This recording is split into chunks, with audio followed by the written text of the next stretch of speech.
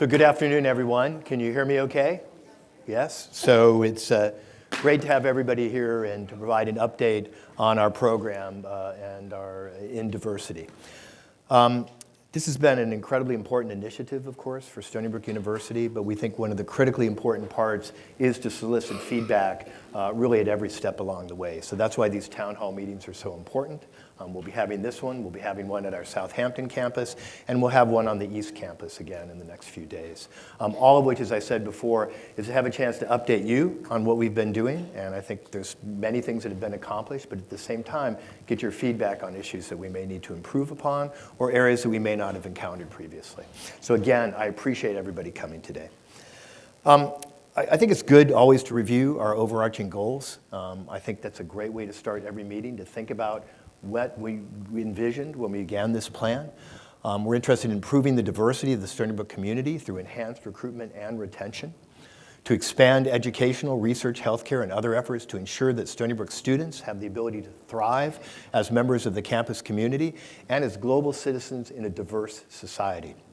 We support the development of a campus climate that values diversity, equity, and inclusion in a way that promotes the ability of members of the community to thrive and to achieve their individual goals. And we want to establish a culture of accountability and assessment around diversity and inclusion initiatives and policies. So there's a number of people who've been working very hard to make this possible. Members of the steering committee, which meets monthly, members of the advisory council that advises the steering committee, the working groups, which meet as necessary, and then university community members who are absolutely key to the success of the plan. So just join me in taking a minute to just thank everybody who's been working really hard on this, members of the steering committee, advisory council, working groups, thank you. And some of you I know are in the audience, and thank you so much for your efforts in this very important cause. So it's at this moment of the proceedings that I would normally turn things over to Judy Greiman, who's sitting in the front row, who really helped us initiate this program and get it going.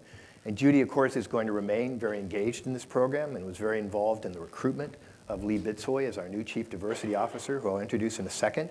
But we do have a new Chief Diversity Officer, and we're really pleased that Lee is here to really take the point in moving things forward. And I know Lee has already started a tour around campuses to meet with people, to understand the issues on this campus, and I think that's a very important part of his new role, to recognize that while we are one campus at Stony Brook University, we're also diverse in terms of the kind of work we do, the kinds of missions we have. So understanding that what's happening in each sector of the university, I think, is extraordinarily important. Lee brings a great background to this. He's been engaged in work in diversity at Dartmouth, at Harvard, came recently to us from Rush Medical College, where he led diversity efforts there. So he's had a wide range of experiences, helping at the undergraduate level, helping with faculty development, and helping in the medical school as well. So I think he's an ideal person to do this job, and I'd now like to turn it over to Lee to lead the first part of our event. Thank you. Thank you.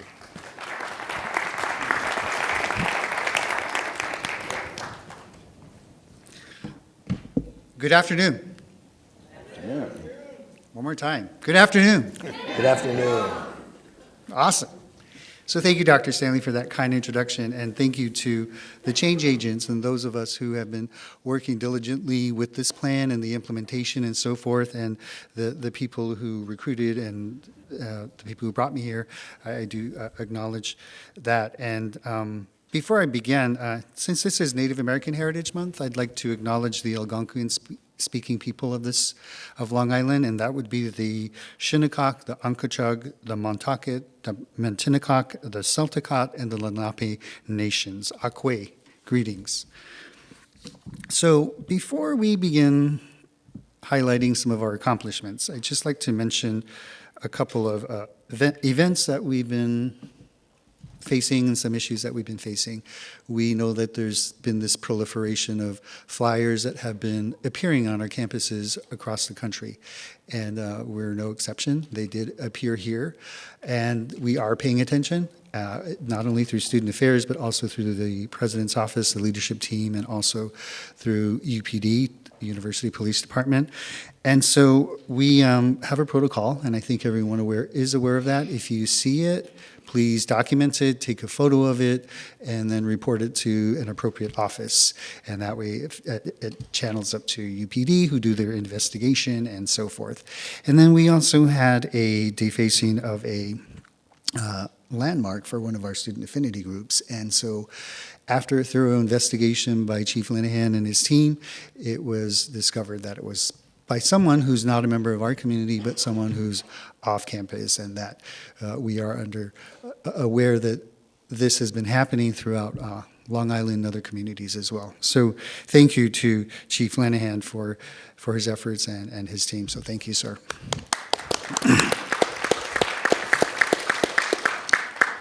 So one of the overall goals for what I'm doing here is really to increase the level of understanding and awareness of what diversity and inclusion is, and moving it beyond a two-dimensional construct that's wedded to race and biological sex.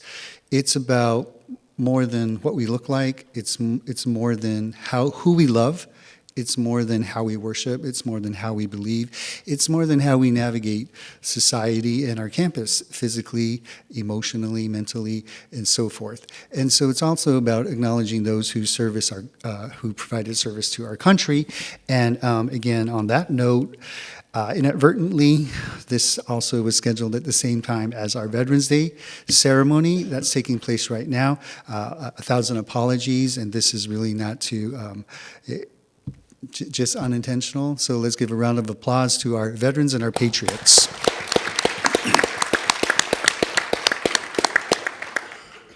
And so basically, as President Stanley indicated, I've been meeting a lot of different people, key stakeholders, including students, both undergraduate and graduate students on both campuses, but also extending visits to the other parts of the university. We'll be venturing down to Southampton next week for a town meeting, but also to meet additional people. And in addition, with the Long Island's Veterans Home, but also with Brookhaven National Laboratory and so forth.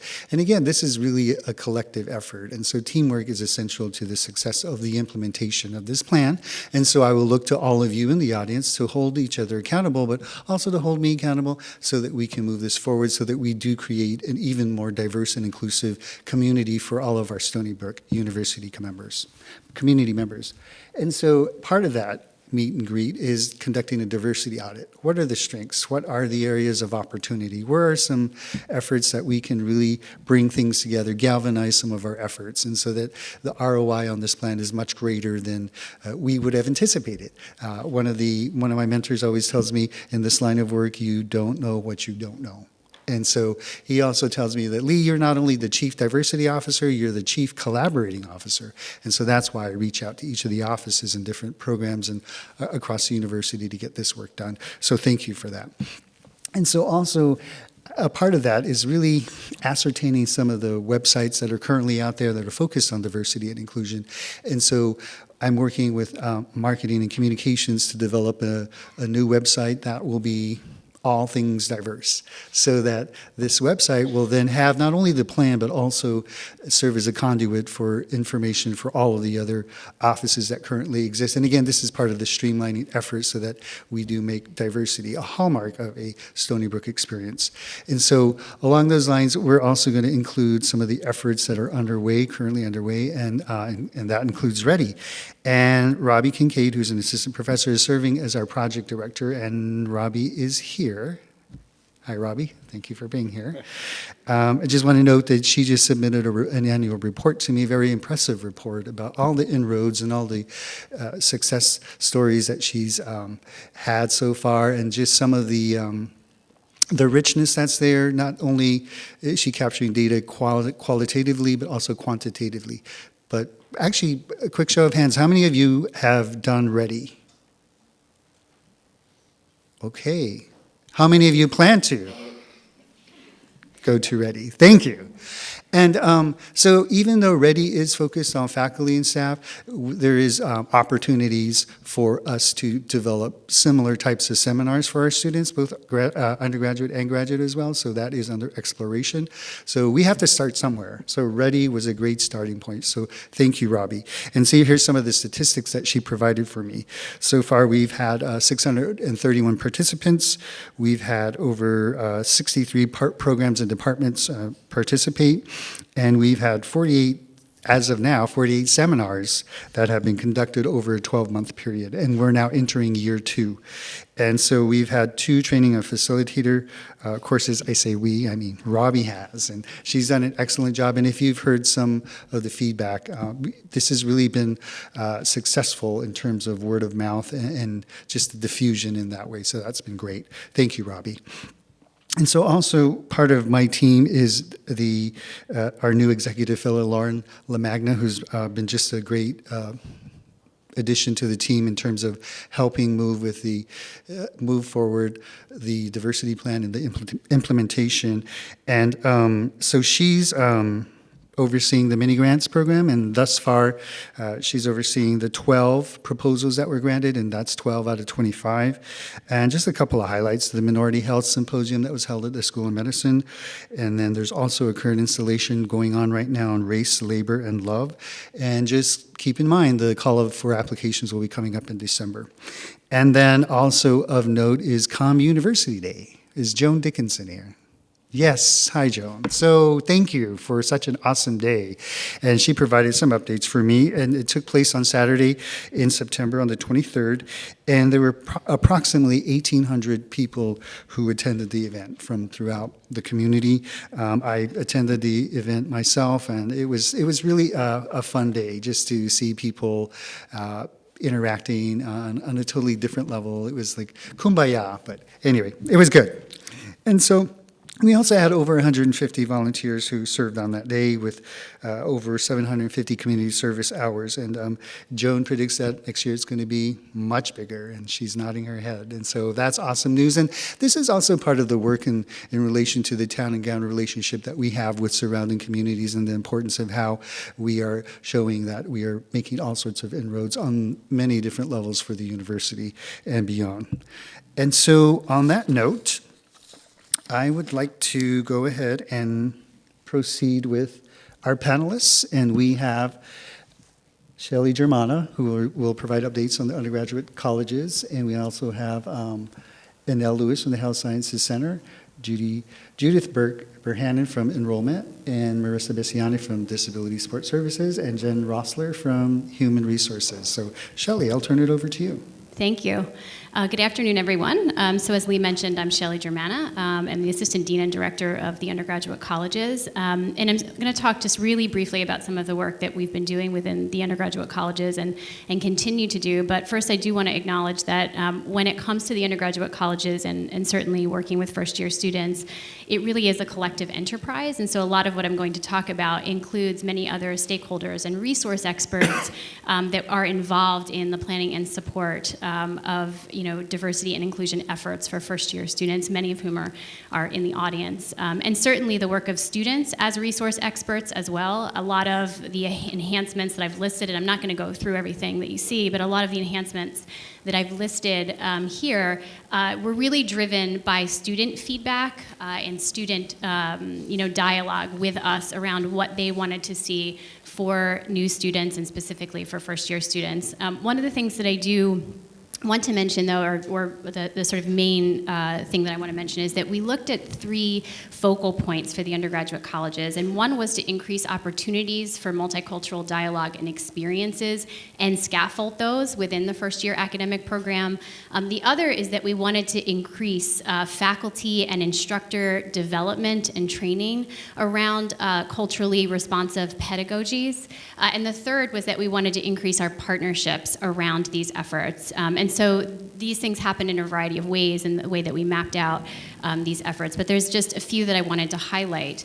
One of which is that this past fall, or August specifically, as many people may remember, new students have been attending workshops during opening weekend around issues of diversity and inclusion, as well as gender awareness and equity. And for the first time this fall, all new students, including all first-time, full-time students and transfer students, were able to participate in these workshops. And so that was almost 4,500 new students, which I think is great. And I think based on, for our evaluation of first-year students in particular, we also try to align that experience with the 101 seminar curriculum and the lessons that we provide for them. And so we were able to enhance or add several lessons, including an existing diversity lesson, an existing gender awareness and equity lesson, but also add one on community engagement and community values. And so that was an additional lesson this year that we were able to add. That's really, I think, speaks to some of the messaging and some of the framework and narrative that we want new students to understand about what it means to be a member of the community here. So although evaluation is still ongoing, I did just want to make everyone aware, give you some feedback that last year, after we evaluated these opportunities, students did report that they were more aware of the impact of language, for instance, specifically microaggressions, and what they would do if they encountered or committed a microaggression. And so obviously it's hard to tell how that would translate, how that feedback would translate into actual behavior, but the fact that we were able to evaluate students mid-semester and they were still able to sort of recall and report on that experience at least suggests to me that there's some potential level for internalization there. The other thing that I wanted to point out is around our instructor training. So we have made more of an effort for our instructors and our faculty around issues of diversity and inclusion and creating inclusive communities within the classroom.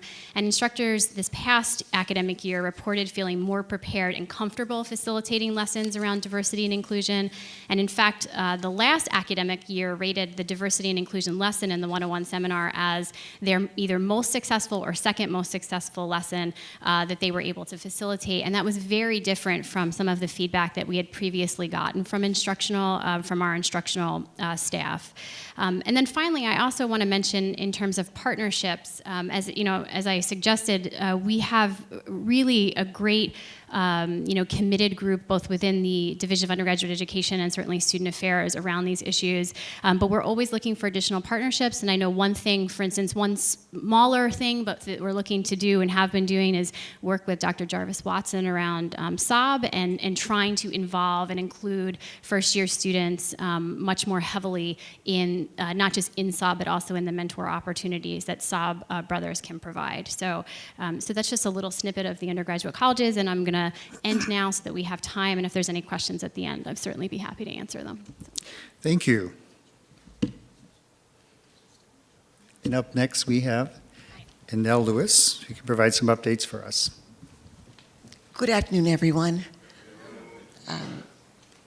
First and foremost, I would like to thank my dean here, Dr. Kenneth Kashansky, and also Dr. Francis Brisbane, the Vice President for HSC Workforce Diversity, for their support of the programs that we have in the School of Medicine and HSC.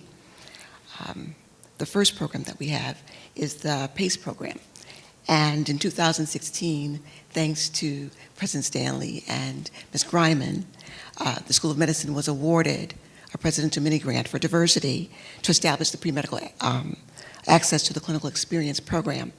And what we found was that although there was excellent pre-med advising on main campus, some of the students were lacking shadowing and research opportunities that we had in the School of Medicine. And so we developed the grant in order to build that bridge between main campus and the School of Medicine. In 2016, we had 10 PACE scholars, and this year we have 17. And these students are across the gamut as far as race, ethnicity, religion, expertise, because some students have already been awarded research grants. But we're developing those core skills to make their applications in medical school more competitive. And then the next level of the pipeline would be the Student National Medical Association. and the Latino Medical Student Association. And some of those students are actually mentors to our undergraduate students. This year, the entire the executive board for the Student National Medical Association and the LAMSA group were able to attend their national conferences as well as regional conferences. And that's something that has not been done in the past. And that was also thanks to the generosity of Dean Kashansky. Thirdly, to increase our recruitment and retention of our minority faculty, we have hosted 2 meet and greets. One was held March 23rd of this year, and the other was held September 28th. The first one was sponsored by Dr. Brisbane's office. The second was sponsored by the President's office. And Dean Kashansky has consented to sponsor one in the spring of next year. And what we hope to do by having these meet and greets is to establish a community where all of our faculty, not just faculty of color, but all of our faculty are engaged and feel as though they are part of our Stony Brook family. Thank you, Anel. And up next, we have an enrollment update. Good afternoon, everybody. I'm Judy Burhannon from Undergraduate Admissions, and I'm going to share highlight some of the key initiatives that are taking place to increase enrollment of underrepresented students, and also share our progress towards some of the recommendations that came out of the Undergraduate Diversity Plan Working Group. I think some of the themes that Dr. Bitso and Shelley and Ms. Lewis and others have already brought forward regarding collaboration and partnership are so important, because the work that we're doing is not solely the work of the admissions office. It truly is a partnership across departments and programs in many different areas across our campus. But just to share on an ongoing level, boots on the ground. Last year we were in over 169 schools that were targeted for recruitment due to the percentage of applicants coming from those schools for Stony Brook. These are communities in the New York metropolitan area, downstate area, across New York State, and even out of state, with high percentages of African American and Latino students. And we're strategic in our outreach, and we have a dedicated team that are out and about meeting students in their schools, as well as in our community colleges in the downstate region. We conduct college awareness workshops in support of ongoing pipeline initiatives, and this is so important. This is a vital opportunity for Stony Brook. Many very positive things have been going on for years on this campus, whether it be through our STEP and C-STEP program, through the HOPE program in the Health Sciences Center, the H-Care program, the Egalite program, an initiative through the College of Engineering and Applied Sciences. Dean Kopp has taken leadership in implementing a College of Arts and Sciences Summer Institute, which serves students from Long Island communities such as Wyandanch, Central Islip, and Brentwood. Students are coming to this campus for very meaningful experiences, and we have an opportunity during those periods when they are here to connect with them and build their college awareness and build their college readiness skills, so to speak. So we've been working in a more intentional way with those pipeline initiatives, and this is an important opportunity for us. We work closely with the Office of Minority Affairs and the Dean of Students Office to see what we could do to strengthen our collaboration with the student body and increase student engagement in our recruitment efforts. And we had an opportunity with the support of the Office of Minority Affairs to meet with student leaders from multicultural organizations and to provide opportunities for student leaders, and I see a number of them in the audience, to participate and host campus tours, serve on student panels, and also provide them with information as they were conducting their own college awareness initiatives, such as the SHEP Pre-College Day that's hosted by our Society of Hispanic Professional Engineers. Last year, we hosted 137 high school groups and community-based organizations on campus, and with the support of funding through the presidential initiative, we were able to provide transportation and lunch and meals for 10 of those groups to come, and this is significant. Many students want to be here but have never had the opportunity to step foot on this campus. And coming here can make a world of difference, and the funding for transportation to get students on our campus has been a very important boost to our effort. A new initiative for us was that we collaborated last year with the Office of Multicultural Affairs to host an overnight experience on campus, and students stayed on campus, participated in a cultural show, attended workshops and classes, and shadowed students in their experience here. And 53% of the students who came on that visit actually enrolled at Stony Brook. So these efforts and others, and again, in collaboration with programs across the campus, not only directly support our enrollment efforts, but build a pipeline for the future. And we welcome you to get involved. We welcome your ideas and recommendations in terms of what we can do, and we welcome your participation. Thank you, Judy. Next, we have Marissa. Thank you. Good afternoon. My name is Marissa Biziani. I am the Assistant Vice President for Student Health, Wellness, and Prevention Services, and oversee many departments that, again, oversee health and wellness. One of the departments that is under my purview is the Department of Disability Support Services. And I'd like to just share some highlights of some of the work that we've been doing since our last town hall meeting. So back in spring of 2017, we started a small student focus group. And the purpose of this group was to really capture what are the student experiences on campus in terms of accessing technology and use of websites. This group then conducted a small survey amongst other students to talk about and examine, are the websites accessible? That information was then shared and provided to our ADA Technology Committee, which was already doing some preliminary work. And once that they gathered a plan together, they were able to successfully test websites, both from a user perspective and also a computerized perspective. And I'm pleased to say that they captured variances that they have since corrected. And they haven't stopped their work. They're actually continuing, and they're kind of doing like 20 websites down a line in terms of what's most commonly used. But that's really a great experience to share in terms of what are the student experiences. And having been able to test that from a computerized and also a user accessibility was pretty significant. I'd like to share that we've started to build partnerships with some outside vendors and our Career Center in terms of bringing workshops to our students that are registered for services. There's a lot of questions in terms of the application process. So if you need to request accommodations, what time in the application process do you actually do that? Those are things that students really need to know in terms of being successful outside of the classroom and post studies at Stony Brook University. So we're pleased to bring that service to Stony Brook University.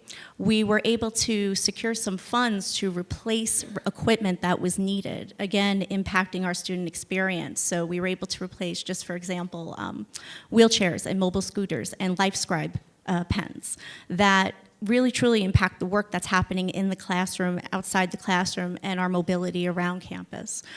So those have been secured since we've last met, and we actually are storing them in different parts, which I was instrumental in trying to find where to put the mobile scooter, which was interesting.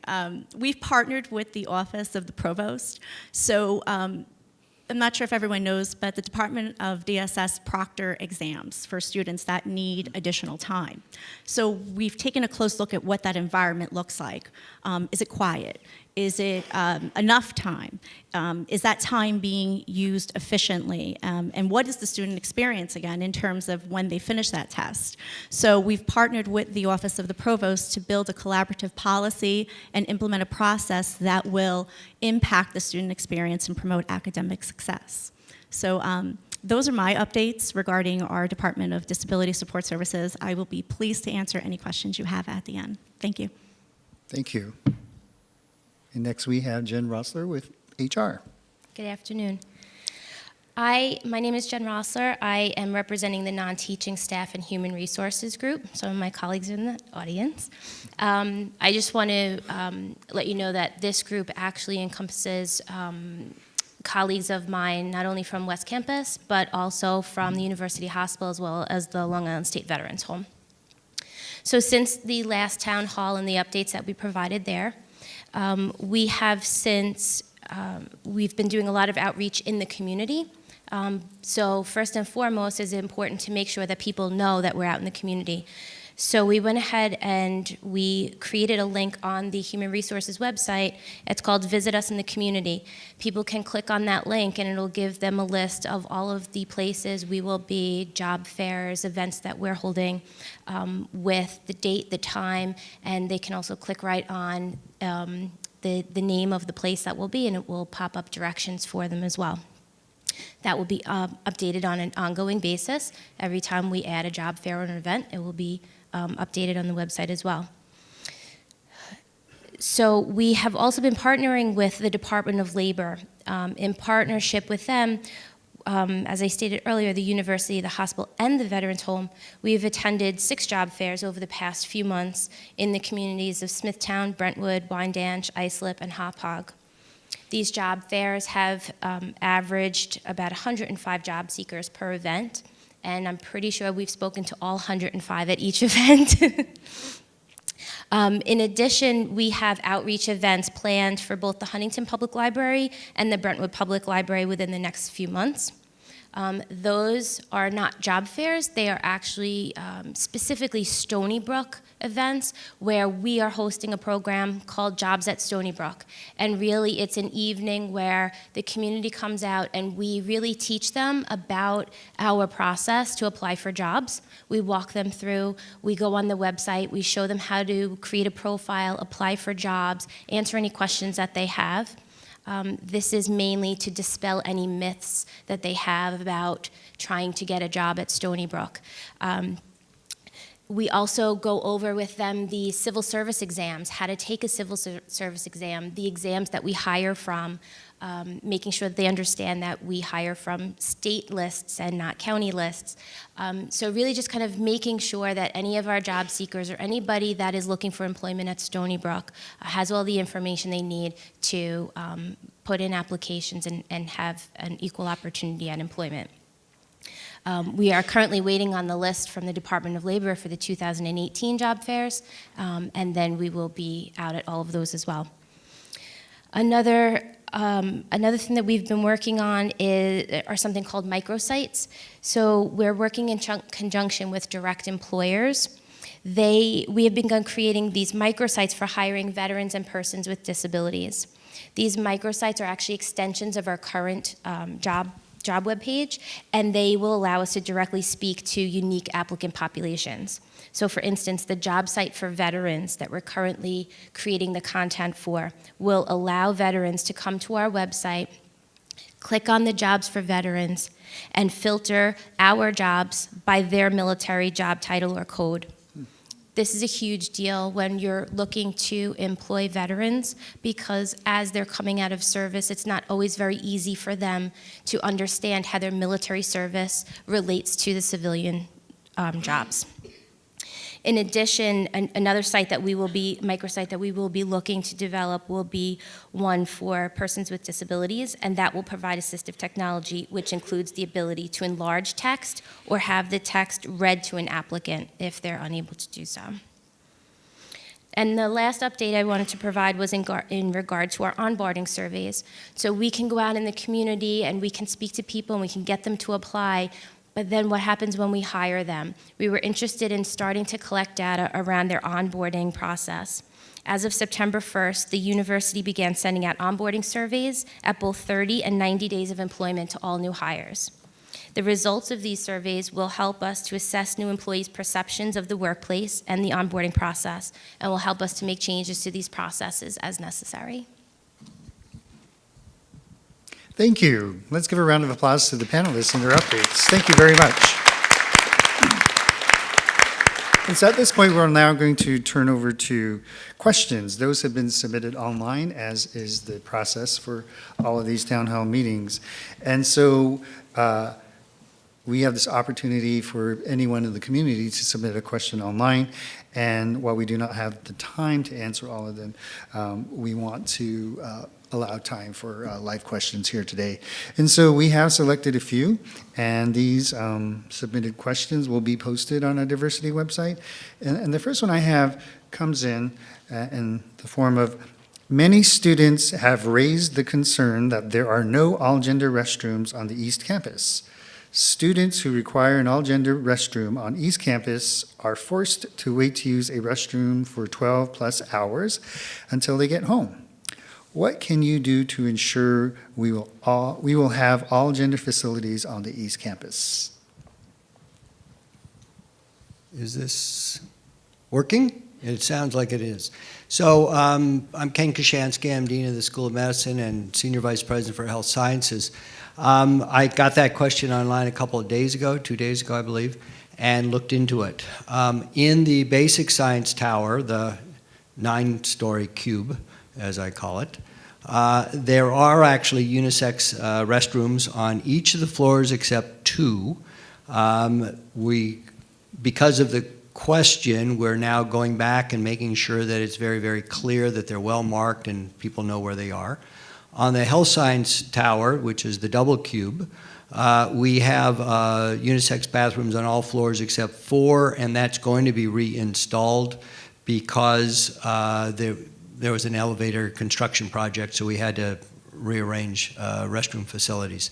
And so again, we're going back and making sure that they are clearly well marked. They're typically in the elevator lobbies off to the side of the elevator lobby. And then in the hospital, we have a number of single-use restrooms as well, and I'm actually in the process of getting a list of where they are. And so we should probably post these on a website or something like that so that everyone knows where they are located and they are going to be available for all to use. Thank you, Dr. Kashansky. The next question we have is, what is the plan to increase the number of women in leadership roles on campus? For example, at the AVP level or vice president level? Am I audible? Turn on my mic. Yes? Yes? Okay, great. So we're really always, I hope, looking for opportunities to increase participation of women and hiring of women at those levels and at every level, really, at the university. I think some of the programs we've implemented are designed to help us do that. So as we've talked about before, one of the key elements is the READY training. And so we're trying to make sure that everyone on our search committees who's involved in critical searches in this area has undergone READY training, so they're ready and available, and have recognized the hidden biases that may make them discriminate against candidates. And so we want to work hard to make sure that takes place. The other thing we are trying to do is also really help career development for women within the university, really help people move up. So not just hire from outside, but help the people who are at Stony Brook University progress in their careers. So that involves providing more opportunities for them, external opportunities for them, serving on SUNY-wide committees, for example, and we've made a point, and I think we're working very hard to nominate more women for these kind of positions. At the same time, there are leadership opportunities, leadership training opportunities throughout academia. So we're looking again at our nominees for these kinds of positions where people can undergo leadership training, preparing them, faculty and staff, for leadership careers at a university. And we've made a point now of nominating more women for these kind of participatory events as well. So it's an ongoing process. It's one that's very important. I think actually, hopefully if you take a look at the leadership of the university as a whole, I think you'll see some improvement in that area, but that doesn't mean we still don't have a ways to go, and it's something we're very cognizant of and working very hard to improve. Thank you, Dr. Stanley. The next question is about DSS. Statistics show that there has been an increase in students who register with DSS since 2012. Will you be increasing the size of the DSS staff accordingly? Hello, can you hear me? Okay, so in response to this question, when adding staff, well, first I want to say we have added staff. So since that time, we've added one full-time licensed social worker, and that's someone who sits with students and looks at the medical documentation and provides reasonable accommodations. We are also adding another position, which will be posted probably by the close of this academic semester.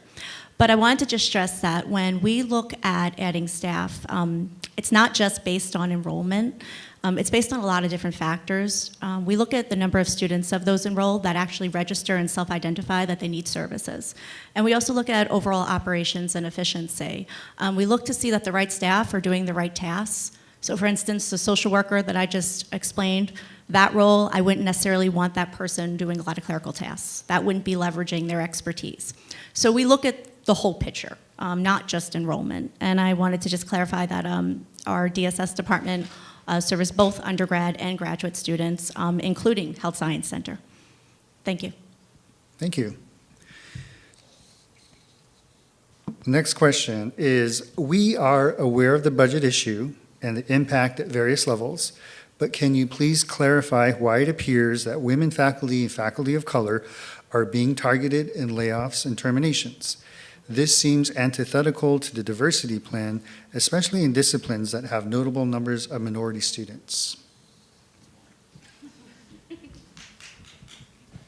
I'm Michael Bernstein. I'm the university provost, so I'm eager to answer this question. There does appear to be some misinformation and misunderstanding. First of all, no particular departments or units have been targeted. We have undertaken a systematic review, and we will continue to review academic program quality and impact. We are also eager to make sure that our deployment of resources, where we're putting our funds in what programs, aligns with student interests and student needs. In this past year, we made some tough decisions, given changing student interests, given qualitative metrics in certain programs, to suspend admissions to certain majors at both the undergraduate and the graduate levels. Tough decisions, very disappointing, but I would emphasize that this is not targeting particular units. It's not about targeting particular segments of the faculty. It's about seeing to it that we're meeting student need, that we're operating most efficiently with respect to the resources we have, and of course, that we are seeing to it that our programs, our strong programs, are being sustained, and that programs with promise and strong trajectories are being supported. I'll make one final comment on this matter.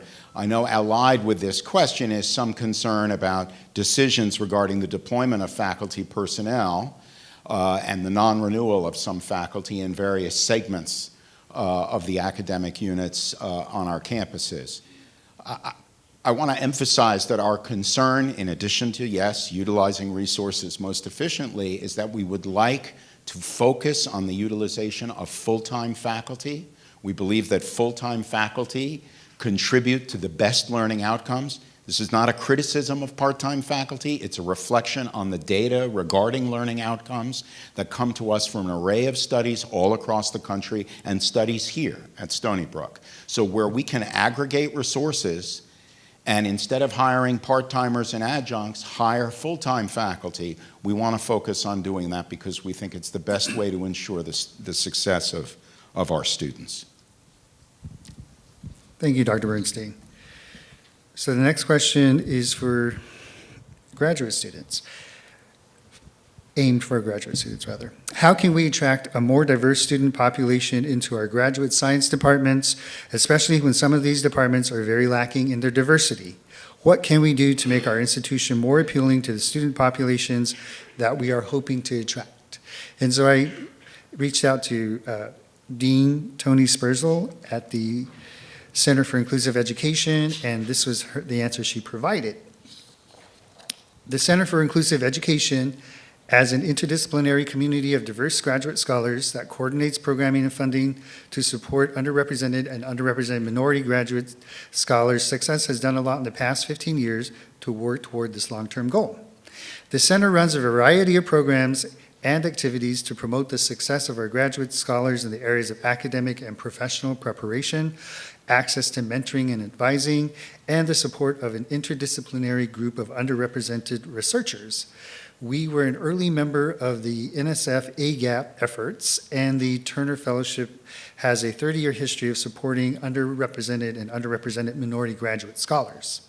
So, in some ways, Stony Brook has been ahead of our competitors in building diverse scholarship recruitment and retention efforts. We also cannot ignore the issue costs. For example, here at Stony Brook University, STEM programs have worked hard to try and remain competitive with our AAU counterparts in funding packages for PhD applicants, but the cost of living here on Long Island is one of the highest in the nation.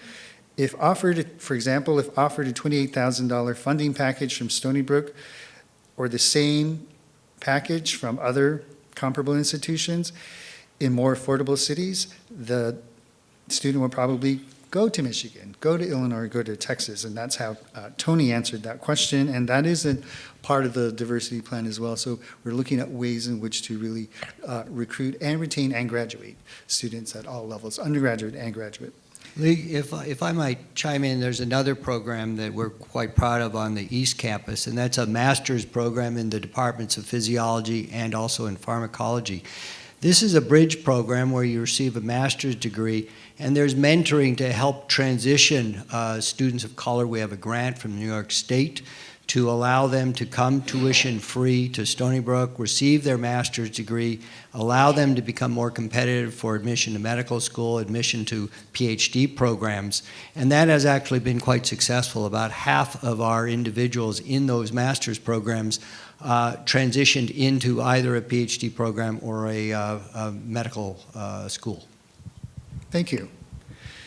And this next question is directed to President Stanley. President Stanley, you've talked for years about advancing diversity at Stony Brook and convened various good committees to study the problem. However, when and where is the substantive funding coming to actually implement diversity-enhancing programs, particularly in faculty hires, where Stony Brook lags terribly? So first of all, I have to say that hearing the reports, it was very gratifying to see examples where money from the diversity initiative has been utilized, I think, to very positive results. So thank you for citing those as you move forward. So we have about $1.5 million that we set aside initially for the initiative. We probably have another $650,000 or so from other areas that we're utilizing primarily for diversity-related initiatives. That's not as much as we would like. Probably 10 times that would be a better number, but we're working very hard and very effectively, I think, and efficiently with what we have. And I think in terms of faculty, I think we've worked hard to, as I spoke before, about search committees for faculty, and again, implementing the READY training and supporting that. I think where we do outreach, where we're able to do advertising, where we're able to do outreach, so expanding the number of places, and particularly areas where there may be higher concentration of underrepresented minorities and targeting campuses that fit that particular criteria as we look for candidates for faculty positions. I think working very hard in retention, and working hard again to create a climate here where people feel welcome and where people really feel respected, so they want to stay at Stony Brook University.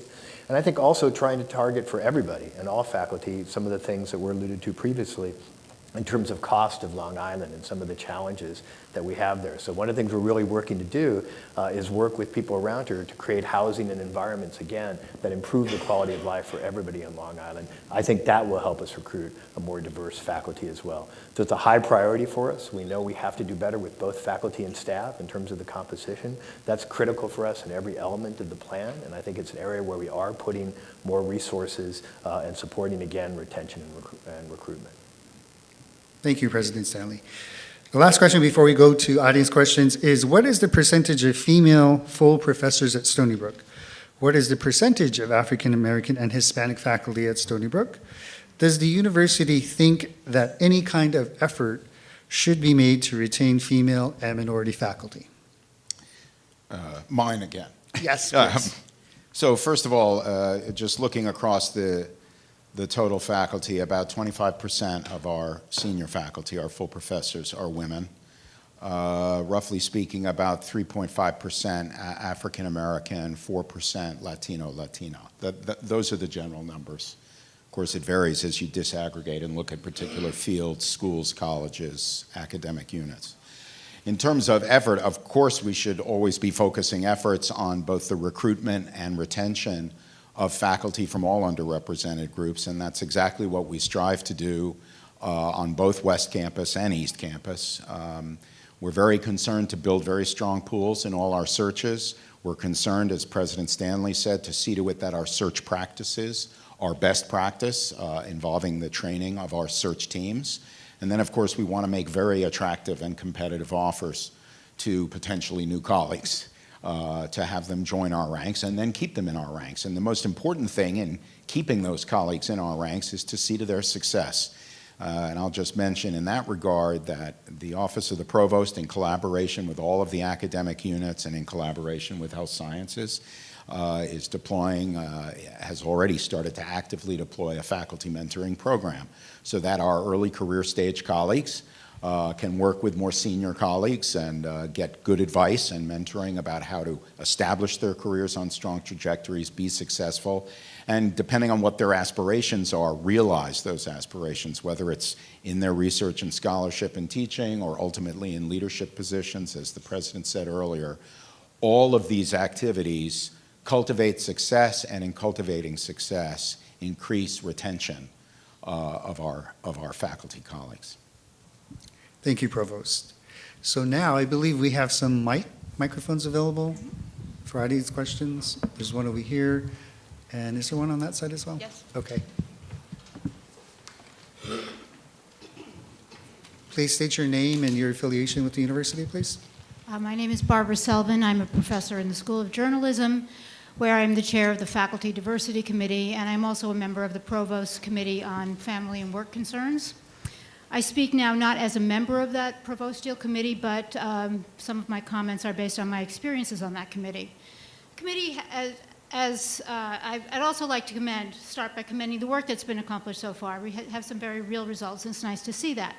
But there are some fundamental issues of retention of faculty that are as obvious as the nose on my face, and yet they have been neglected, particularly by the male leadership of this university.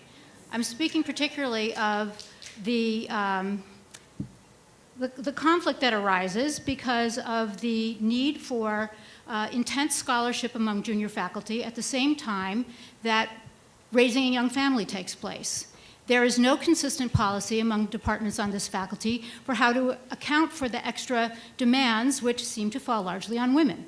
I would also note that the membership of the Provost Committee on Work and Family Concerns, this is a point I've made since its founding, consists entirely of women. Where is the male leadership? These are not new problems. You don't need a committee to bring these problems to your attention, or you shouldn't. Thank you.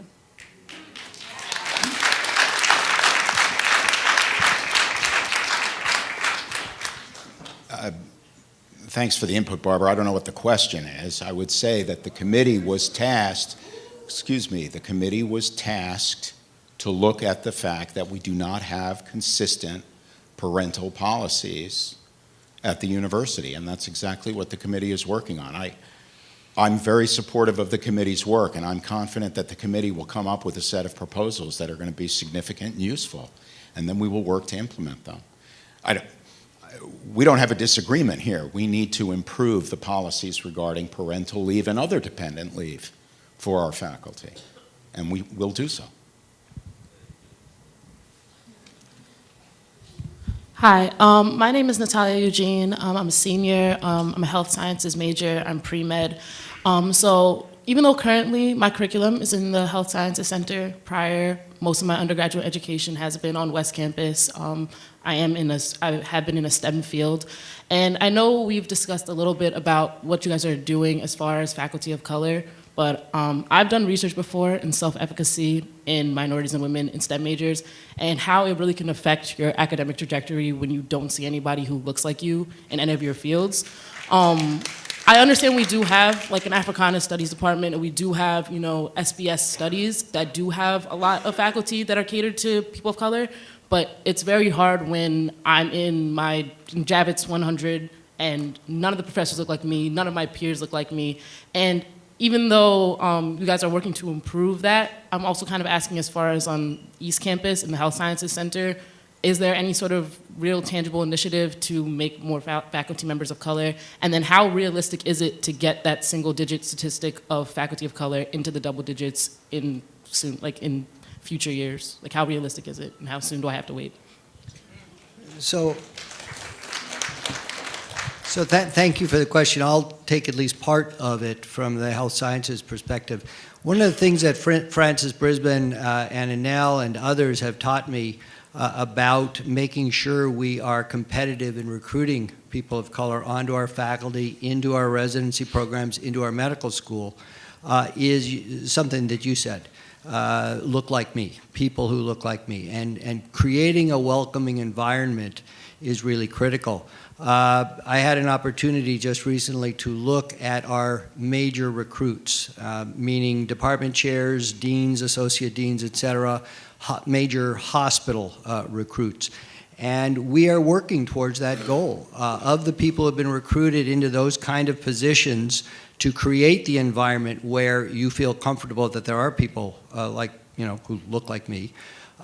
We have recruited about half of all of our major recruits are women, and about 25% of them are people of color. So I did take the lesson from Francis and others that we really need to focus and concentrate. That is not to say that we're going to relax our standards in any way, shape, or form. I truly believe we don't. That's what I said. But why do you have to say that? It's an implication that Hold on, please. Excuse me, can I answer the question? You don't need to mention that. That is I really believe that we need to keep our standards high, and I truly believe that we can recruit great people to Stony Brook, and we have recruited great people to Stony Brook. So I don't buy that notion that others might propagate, that we have recruited great people to Stony Brook, and I continue to believe that we should be on this trajectory, and we have been successful. Next question. So just let me add that I think, again, it's a critically important point to understand that we have to do a better job in this area.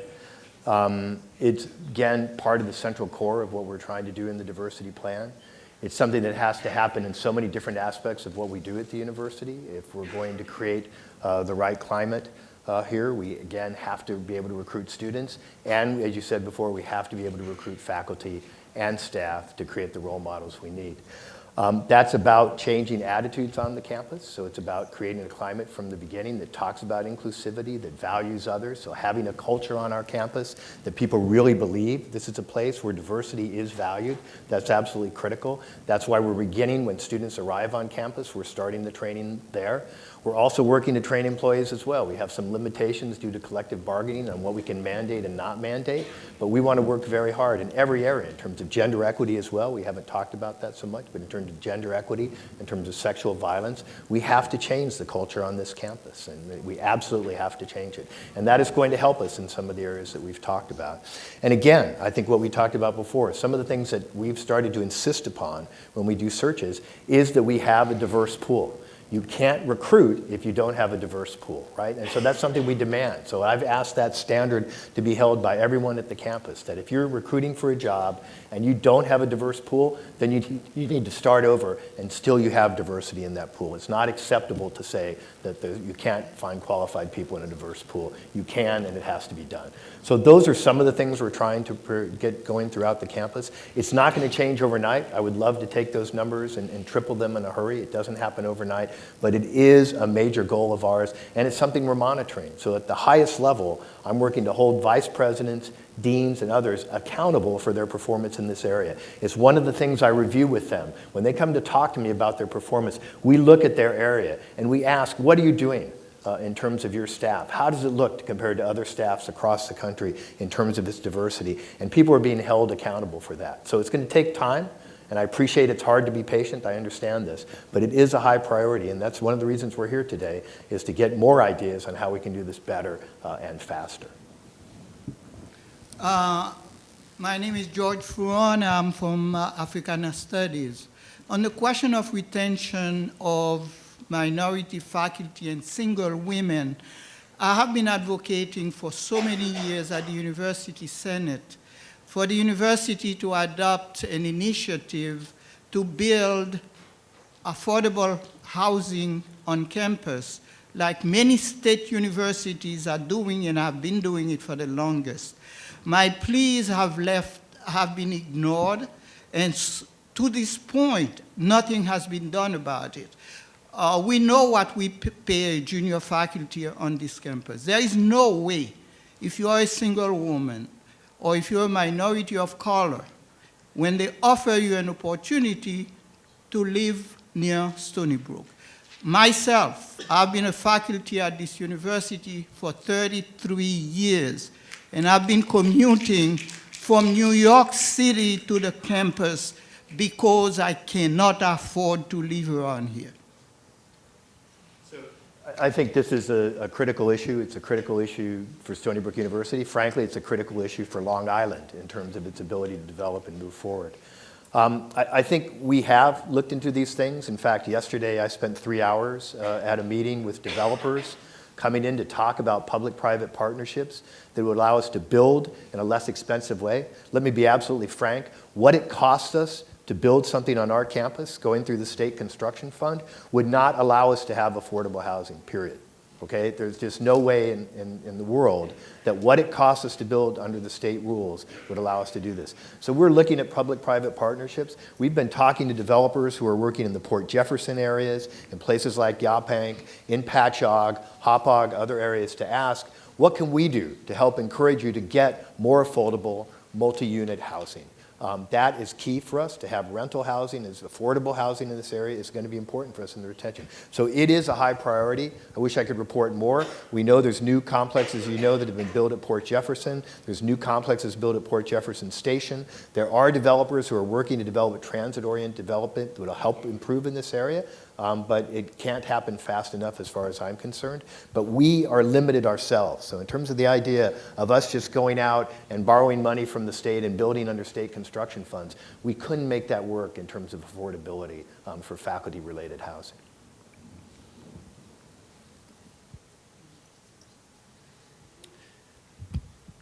Hello, I'm Eric Schmid. I'm a senior journalism student here. My question is, why is the only training in diversity at Stony Brook opt-in? That is to say, in my 4 years or this would be my 4th year as a student, the only time that I've ever engaged in learning about perspectives other than my own have been when I actively sought them out. Why is it that all students aren't required to go through things like sensitivity training, implicit bias training, that increase awareness of issues surrounding diversity, bias, and representation outside of themselves? So we do have some training that we do offer to students, incoming students, student leaders, and they are targeted populations. I know that my office, we are in the process of always looking to increase how we can provide resources to the campus. And when I say that, I'm not just speaking in general. This week alone, we are interviewing candidates for a trainer position, and that position will allow us to conduct and facilitate and host more training to the campus population. We know there's a need and we are working towards it, and this is a prime example of, after I leave here today, I have another candidate for the trainer position that we are recruiting for. Shelley, would you care to comment? I can comment too. Thank you for your feedback. I think that there's a number of opportunities, although, I don't know at what point you came in, right? So I don't know if part of the workshop experience was in place for you then as a student. And I know that there have been some concerns around the size of the workshops that we've been doing for all new students. But the workshops are there, the conversations are happening now. We are actually looking, there's a subcommittee that's actually reviewing opportunities to break down those workshops into even smaller opportunities for dialogue with new students, which I think could be really positive, so that rather than a 200 to 500 person workshop, there's a 20 to 30 person workshop where students can really engage around those conversations. And I do think it's been positive in that direction, so that new students coming in understand that this is a part of their experience. It is an expectation of the university, it's an expectation of our community, and that they can partner with each other around making this an inclusive place. So I think that's one way. It's not, I don't think, what you're talking about as far as, an actual bystander intervention or anti-bias training workshop. But I do think some of the seeds are there, and there's certainly discussion and committees right now that are looking into how to expand that effort. So. I'd also like to add on that I had a meeting with the provost and his implementation team earlier today, and what became apparent was that there's still some silos that exist within our community, so we need to break them down. And what's happening on the student affairs side may not necessarily be happening on the academic affairs side, vice versa, in terms of cultural competency and cultural dexterity. So what I would like to do and what I envision is bringing the two together so that it becomes common everyday knowledge for us, so that you don't have to seek it out, so that it becomes part of our fabric, part of the university's DNA in terms of knowing that that is a hallmark of a Stony Brook experience, so that there is cultural sensitivity, cultural awareness. And what I mean by cultural dexterity is having cultural respect, knowing what the other is about. And if that's the type of environment you want to be in, then that's what Stony Brook is going to be about. So that is the long-term goal, and we are working toward that, and we appreciate the feedback. And by working with a lot of the people here, the key stakeholders, the Office of Multicultural Affairs, not only for undergraduates, but also for graduate students as well. So sometimes we have to remember that there are so many members of our community that we can reach out to. Hi, my name is Tia MacArthur. I actually have two questions.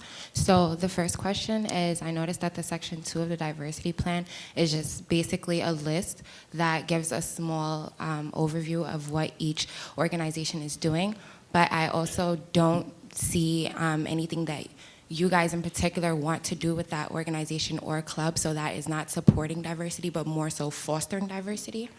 So I would like to know where that information is in terms of like how it is that you guys plan to change it from a plan to an actual action.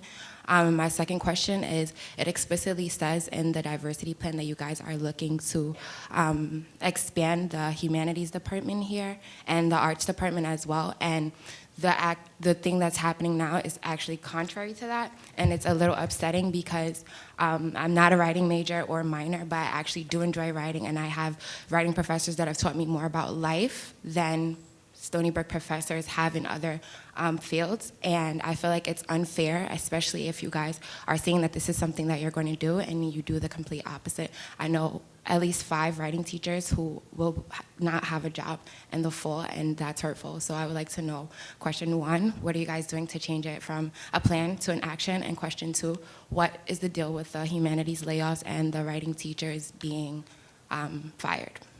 I'll take the first question.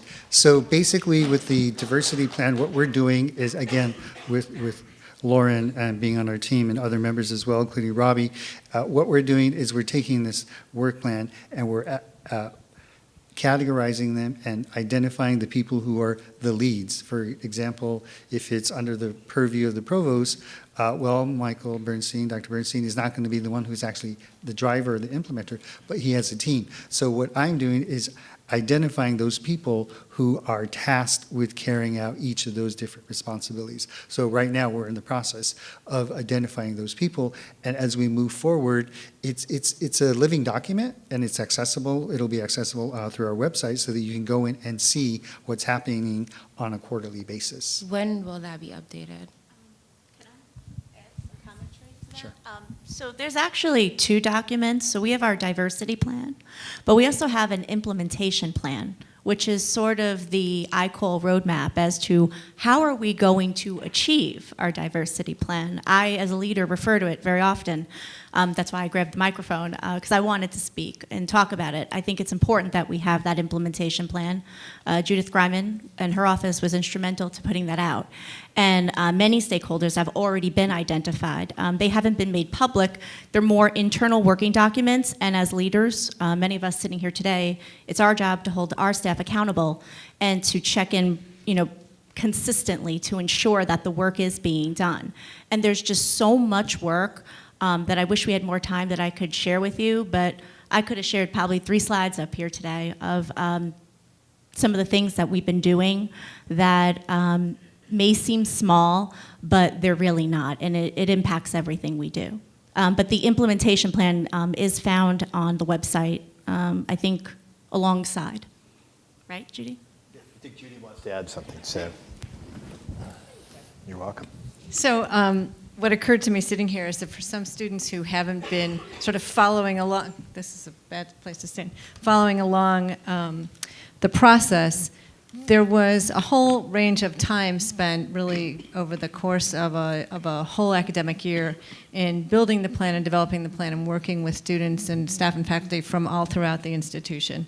And then there was a whole year really spent on developing a working plan so a plan with overarching goals and a whole lot of stuff in there, a whole lot of specific commitments, but then we needed to really break that down into, so what's first, and then what's next, and what are each area sort of owning and making happen. And so last year we spent a lot of time working on developing the 2017 work plan. So when you say there are 2 documents, there are 2 documents out there on the web for everybody to see. There are a whole lot of internal documents I think that people are using to make that happen. And so the other thing that we did was, if we go back to one of the first slides, put in place these working groups, the steering committee, the advisory council, because the goal was that the plan would be implemented, right? That the effort, that the whole year of effort that we spent in developing it, that it would be in fact an ongoing everyday effort to implement it. And so as much attention has been put to that implementation as it has been, in fact, much more has been put to the implementation than it has been to the development. So I think that this is a moment to sort of say, here are some of the things that are happening in terms of that implementation. One of Lee's charges is to take the work plan that we put out in May and to have that up on the web as soon as possible. That gives sort of the, as he said, the highlight of, here's who owns that, here's the progress to date, here are the obstacles, here's where we're going. So I think that you'll all be able to see that certainly by... Hopefully before the end of the year, before the end of the sooner year. than later. And then we will be spending, over the course of the next few months, moving all of those balls down the field a little bit more, and also spending time next semester developing, so what's the next year's work plan? Because some of this will begin, some of this will end, like we have a check mark, and other things will come into it because it is a moving and evolving and developing plan. So I just wanted to set that stage because I think that some people are sort of new to the process that we've been using, and it's helpful to hear that. And so once the Chief Diversity Officer website is up and running, that would be the go-to place to see and to check in and to answer some of your questions, or if those questions aren't answered, you can certainly contact me to ask specific questions as well. And when will that be available? The website? Yes. Okay, so that's a work in progress right now. And as I mentioned, we're doing an inventory of identifying all the website-related or diversity-related websites throughout the university, trying to bring that all together so that we can put it into one place so that when you come to this diversity website, all of that information will be available, whether you're a student, a faculty, staff, or a visitor, or a patient for the hospital. And so that's what the plan is, and so this is something that I've been working on since my arrival. And hopefully, we'll have it in place by the end of this month. Okay, thank you. Let me quickly answer your second part of your question, which was about the writing program. We're not cutting the writing program. As I explained earlier, we're reconfiguring the faculty deployment. I said writing teachers. I didn't say the writing program. We are reconfiguring the faculty deployment to increase the use of full-time faculty in writing and decrease the use of adjuncts and lecturers who are part-time hired. And as far as the humanities programs are concerned generally, in the overwhelming majority of those programs this year, we are hiring. We are trying to identify and recruit new faculty. We have hired 3 senior faculty in creative writing. We're very excited about those hires, including a woman and a leading African-American poet of his generation. We are delighted to be able to pursue these initiatives in the humanities. I know this is hard for people who have been given notice Nobody's pretending otherwise, but we are trying to invest in strength in our humanities and creative arts programs. Thank you. I think we have time for one more question.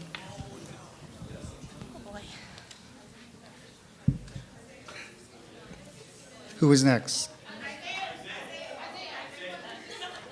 Okay. Hi everyone. My name is Isaiah. I have a I'm going to ask it in one question, but it's kind of it's a big question. In regards to the READY project.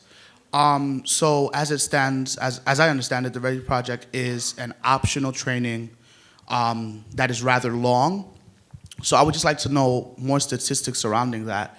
Are the people who are participating in this training the people who are affected by microaggressions, or are we having truly all the people on this campus sign up for this training session?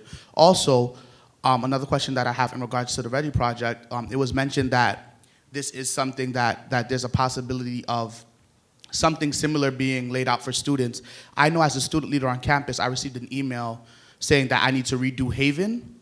And so my question is, why isn't there something in place similar to Haven for these microaggressions that people experience on campus? And as a fellow of the 2016 cohort from the Undergraduate College of Human Development,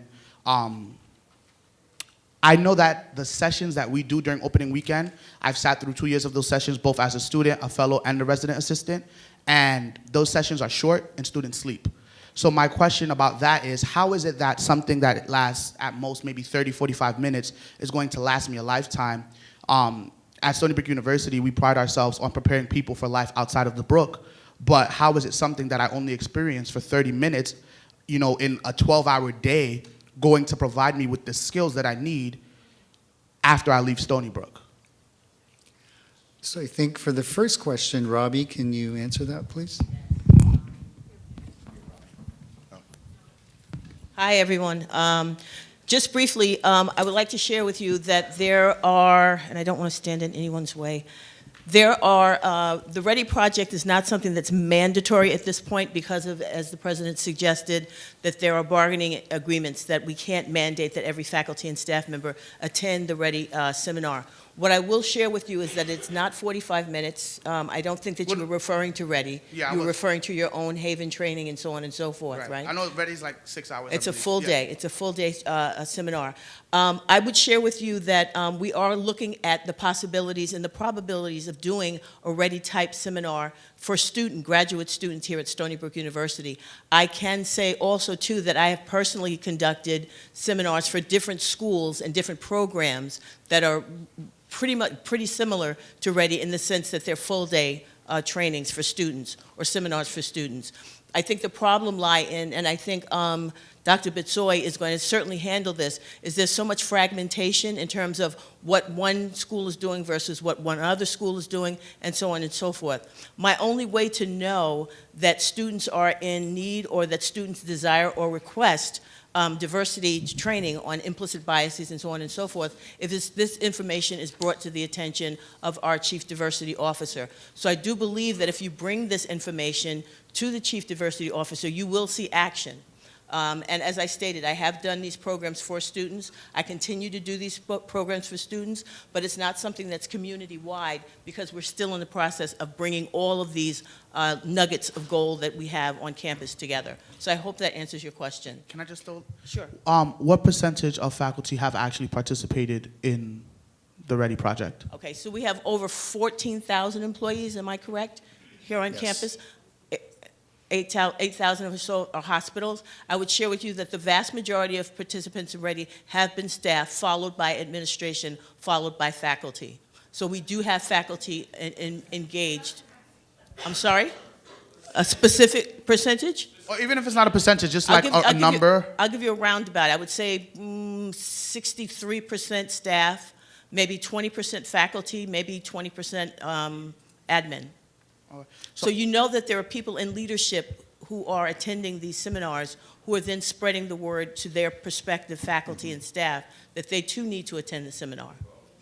So how are we going about getting more people to attend these seminars? Because the Excellent lowest question. percentage, the lowest percentage that you mentioned is It's the actually the hardest. highest percentage of people that are interacting with our students on this campus. Absolutely, absolutely. I agree with you 100%. So what I need from you and what I would ask of you and what I would give to you in return is you need to, because Ready is, although we advertise it on campus and we talk about it here in our town hall meetings, there are posters all over campus and so on and so forth. I know this, if I were a student in a classroom and I felt a situation where there was an implicit bias or a microaggression towards me, I'd be the first student, like yourself, to stand up in a forum like this and say, this needs to stop. But another thing is that you need to be responsible as well in your classroom. If you see a teacher doing something that you find that makes you uncomfortable, you can bring that to the attention of the Chief Diversity Officer, and we'll get in there and we'll do some training for faculty and staff. We can't make faculty come, but once they do come, and I forgot, I didn't see because I wasn't looking, are there faculty and staff here today? And of the faculty and staff that are here today, have you gone to Ready? Okay, so I think what we need to do is work more on advertising and doing this in word of mouth, and I need you to be part of that solution and to share it with your faculty. All right? Does that answer your question? You all right? Yes, All right. thank you. Okay. Are you going to add on?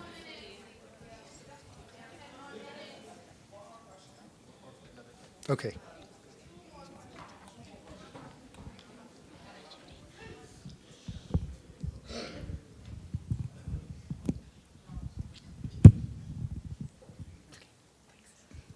Hi, folks.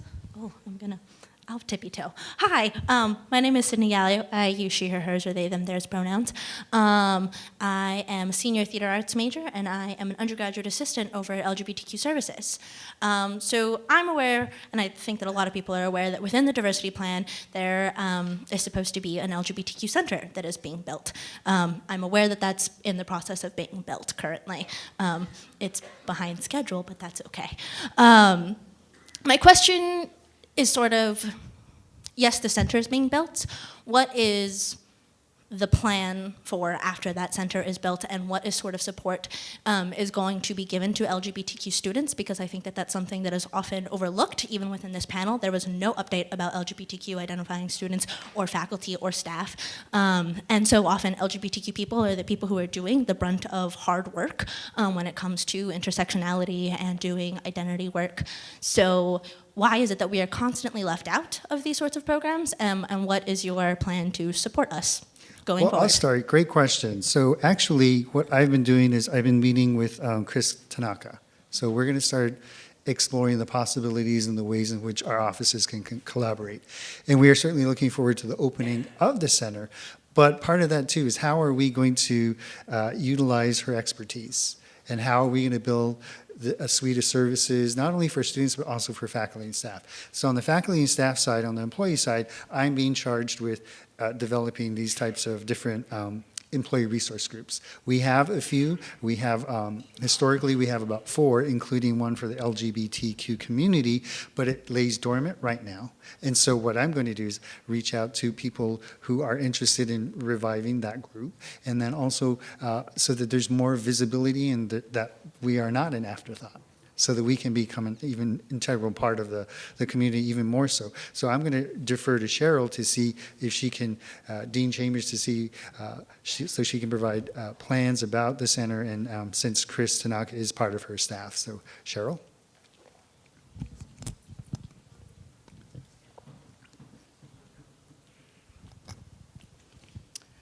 Hello, we're looking forward to opening the center in the beginning of the spring semester.